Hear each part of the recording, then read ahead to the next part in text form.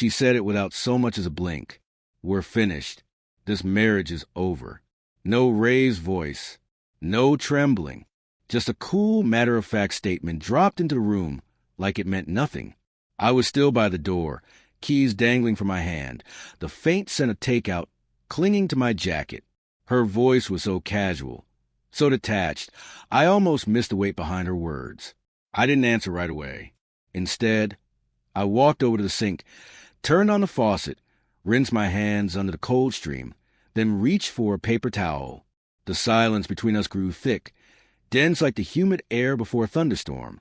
She stood on the other side of the kitchen island, arms folded loosely, her lips motionless, like she was waiting for a package to arrive. Not a reaction from me. "Did you hear what I said?" she asked. I did. That seemed to throw her just a bit. I didn't give her anything else. No tears, no outburst, no desperate plea. Just stillness. Maybe she expected me to break down, to argue, to beg for clarity.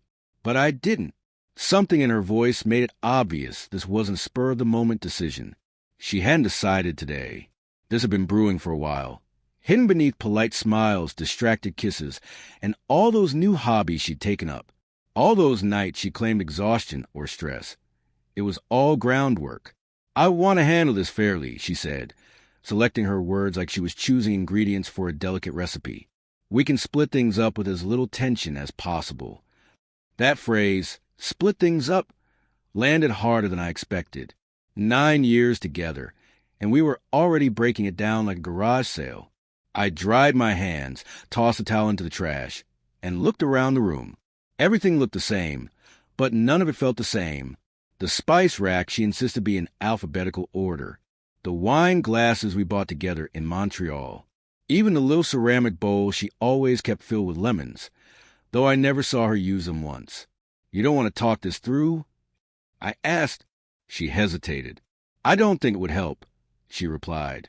"This isn't something a conversation can fix." And she was probably right. This wasn't a spontaneous walkout. It was a carefully arranged exit. Planned, practiced, maybe even rehearsed in front of a mirror, or typed out in the Notes app. She hadn't cried. Not once. She hadn't touched me in weeks. I assumed it was just another rough stretch. "You've already spoken to someone," I said. It wasn't a question. She blinked. "A lawyer?" "Yes." I gave a slight nod and walked past her into the hallway. The scent of her perfume lingered, something I used to love. Now, it smelled like a stranger's. The guest room had become more of a storage space, but I sat on the edge of the futon anyway, letting the weight of it all sink in. No fighting, no screaming, just this strange emptiness where something meaningful used to live. In the quiet, it wasn't fear that came to me, but clarity. She wasn't wrestling with the end. She had already made peace with it. She had crossed into her next chapter weeks ago. Maybe longer. The timing, the calmness in her voice, the cold delivery. This wasn't her reaching the edge. It was her finally giving me a shove after slowly backing away for weeks. And not once did she look nervous. I stayed in that room that night. By morning, the house sounded like it always did. Coffee machine sputtering to life, soft footsteps across the floor, her phone vibrating, familiar routines dressed up as normal. When I stepped into the kitchen, she slid a folder across the island toward me. "Just some notes for when you start packing," she said. I picked it up. Inside were color-coded lists, who should keep what, where it should go, like she was planning a corporate offboarding. "I think a week is enough," she added. A week. 9 years condensed, sorted, and boxed away in 7 days. I didn't respond. I poured myself some coffee and stepped out onto the deck. The sun was out. The yard was still. Everything looked normal. But inside, I could feel the shift. If she wanted a clean break, she'd have it. I wouldn't raise a fuss. But I wasn't about to let her walk away, thinking I was the one left broken. She didn't know what she just triggered. That kind of silence? Most people mistake it for giving up. But really, it's preparation. I moved quietly through the house, acting like a guest in my own life. She believed she'd won something. She walked with a lighter step, spoke less, only acknowledged me when she had to, and even then, it was like I was an obstacle in the room, not a person. I kept my questions to myself. because I wasn't looking for her reasons anymore. I was looking for the truth. And truth doesn't need to be chased. It shows up when you stop giving people the benefit of the doubt. It started with her new schedule. She'd never been a routine type before. Her evenings used to shift week to week.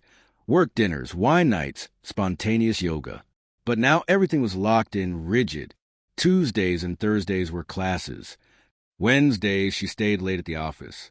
Fridays were reserved for solo unwind nights. She had an entire script rehearsed, but none of it felt real. She'd come home too put together, her energy too polished.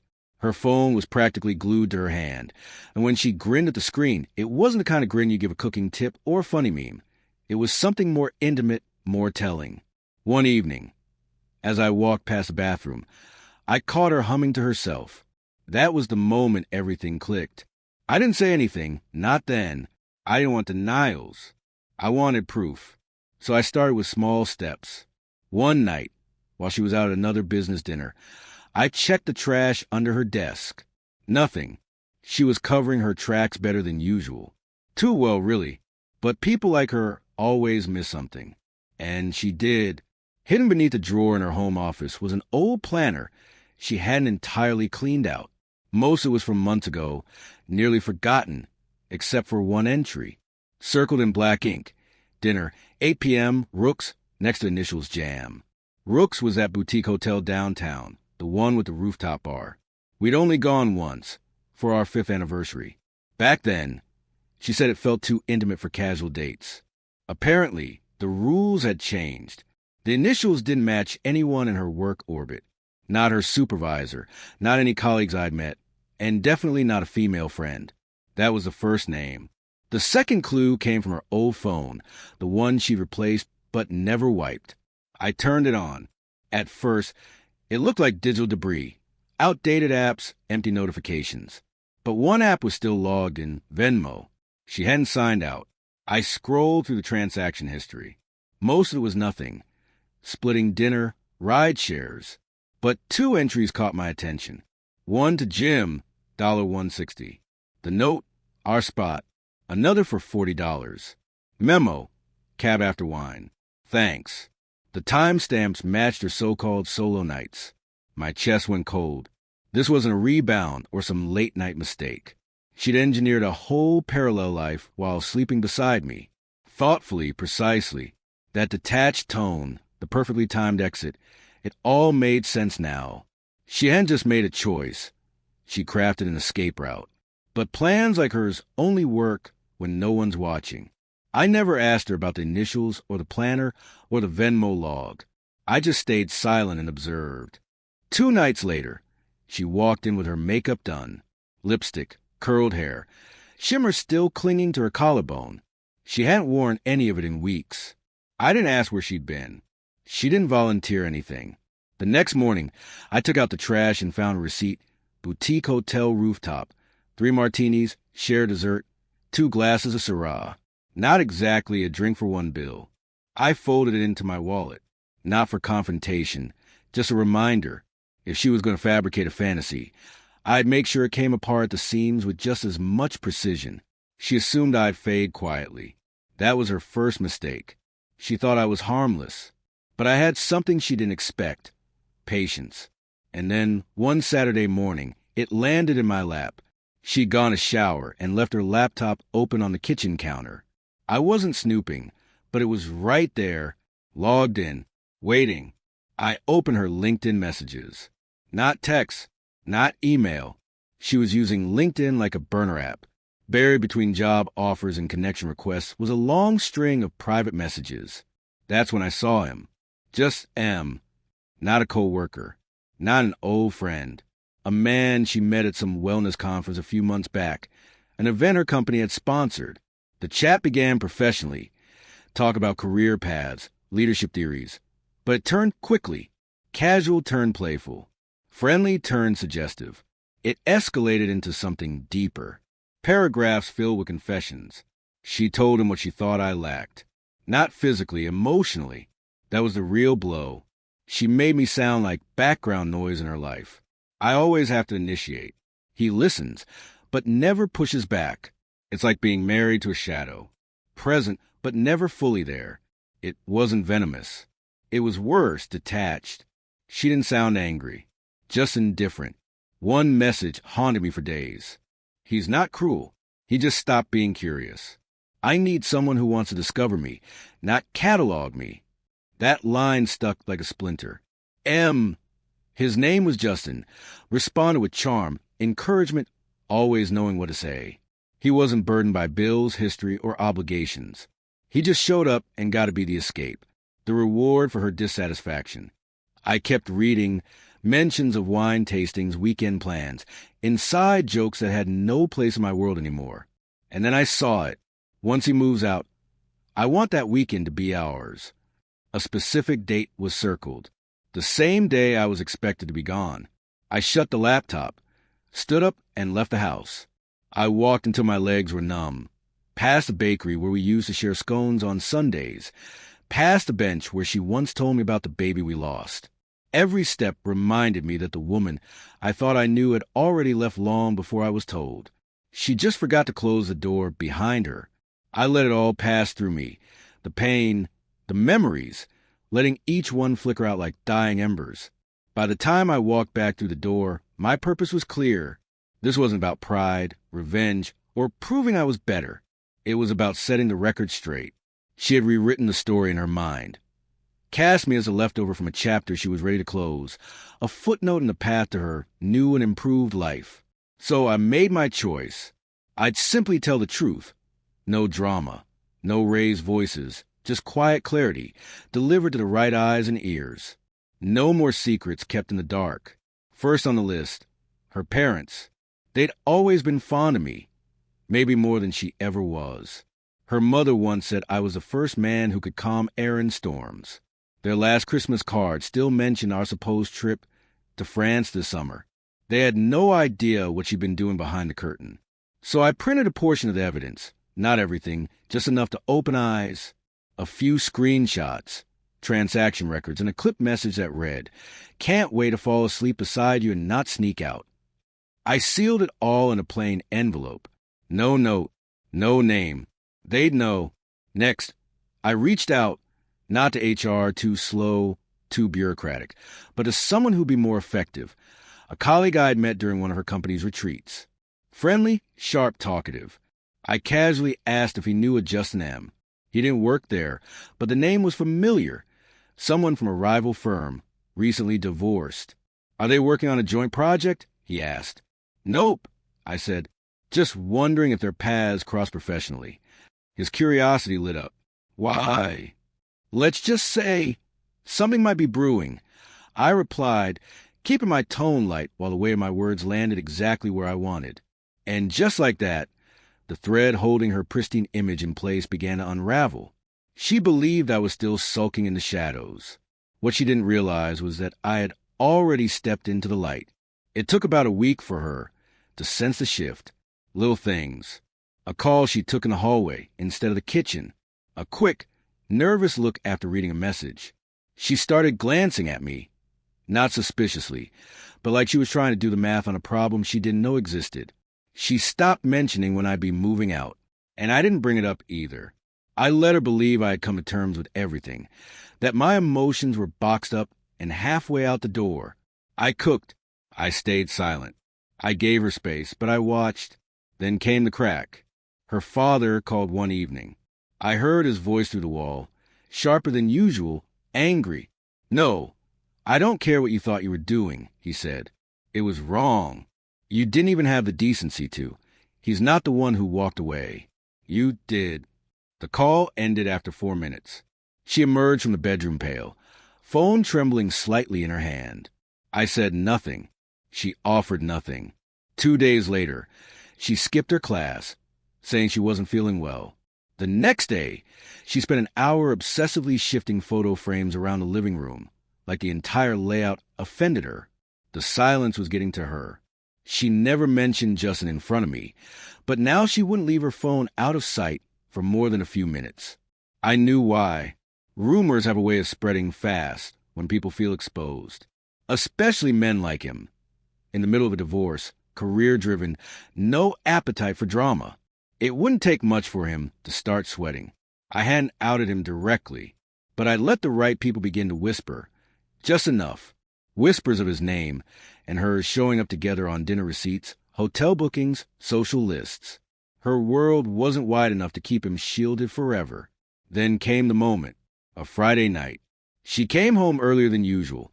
No shopping bags, no wine, just a quiet tension. I was in the living room reading. She stood in the doorway, watching. "You knew," she said eventually. I didn't look up. Knew what? Her eyes flashed. First hesitation, then anger, then something that looked like fear. "Don't do that." "I'm not doing anything." I replied, "You made your choice. I respected it." "No, you didn't." She paused. "You're setting something up." Now I looked at her. "You're not the center of my world anymore, Erin." That landed harder than I expected. Not because it was harsh, but because it was true. She stared at me, searching for the version of me she thought she'd left behind. The man who would fall apart, scream, beg her to stay. But he was gone. She left the room without another word. That weekend, I packed. Not everything, just what mattered. She returned Sunday night to find half the closet bare. My laptop was gone. My favorite books, my shoes, the leather shaving kit I kept since college. All missing. It wasn't theatrical, just efficient. I left my wedding band face down on her nightstand. No note, no explanation. She'd feel the truth settle, and once the silence had weight. But before I closed the door for good, I had one final move. Justin's firm had a networking event that Monday, media, industry insiders, executives. I wasn't invited, but someone I knew was. The same co-worker who could ID Justin without hesitation. He owed me a favor. All it took was a folder left strategically in the coat room. Clean, organized, professional. Inside were printed messages, date-stamped screenshots, one hotel invoice circled in red. Her name, his name, a clear timeline. No confrontation, no threats, just the truth, laid bare like blueprints. I didn't need to witness it fall apart in real time. I only needed the truth to follow her home, and it did. 2 days later, she appeared at the doorstep of my temporary apartment. No call, no warning. She looked unraveled, disheveled hair, no makeup, her coat buttoned unevenly, one boot soaked from the rain. I opened the door, and there she stood, like someone realizing she'd sprung her own trap. "You ruined everything," she whispered. I raised an eyebrow. "No, I just revealed what was already broken." She opened her mouth to respond, but the words fizzled. I saw it in her expression. The way panic wrestled with pride before both collapsed under the weight of helplessness. She realized there would be no saving grace this time. Was it worth it? I asked quietly, shattering everything just to spin a different story in your mind. She had no answer, just silence. The clean break she had so meticulously planned had exploded into fragments, not because I sabotaged anything, but because I stopped playing a role she depended on. Steady, silent, safe. "Goodbye, Erin," I said, and gently closed the door. She didn't knock again, didn't apologize, but I could feel it in the silence, the way she lingered just beyond the threshold, hoping I'd open the door just a crack, hoping I'd ask if she was all right, maybe even offer a trace of kindness, so she could patch her pride with it. But I wasn't that man anymore. I had no desire to revert to the version of myself who would have accepted a woman like her. Justin ghosted her almost instantly. No goodbye, no explanation, just a string of unanswered messages and one final, "I'm busy." He skipped the next company retreat, and his firm backed out of their partnership. People noticed. They always do. Without the mystique of being the woman caught in a complicated love, she became something else. An example, a lesson, a warning in designer heels. The gossip spread. And when people discovered Justin hadn't been single when they met, that he was still married during their second hotel rendezvous, the whispers stopped. What replaced them was worse. Silence, judgment, distance. Her friends didn't abandon her all at once. It was gradual, quiet, subtle, but relentless. People avoid messes they can't sweep up with brunch plans and heart emojis. Her reputation didn't just crack.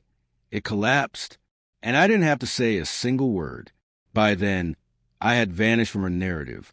I'd moved into a modest loft on the other side of town. Nothing fancy, just peaceful, uncluttered. I closed every shared account, split the finances to the letter, exactly how her lawyer requested. No arguments, no resentment, just math. I even left her the nicer couch, the one I paid for. That shook her more than any fight ever could. She couldn't understand how I remained calm, how I didn't lash out. She assumed I was quietly stewing in bitterness. But the truth? I had never felt freer. I woke up each day in a space where no one lied to me, where trust wasn't performance, where love wasn't smothered beneath buzzwords like growth or evolution.